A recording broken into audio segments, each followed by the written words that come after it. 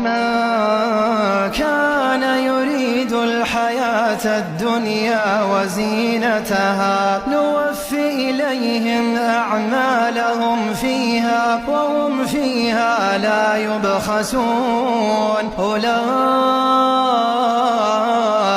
الذين ليس لهم في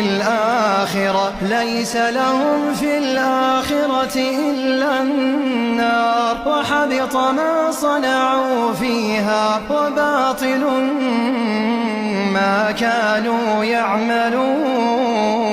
أفمن كان على بينة من ربه ويتلوه شاهد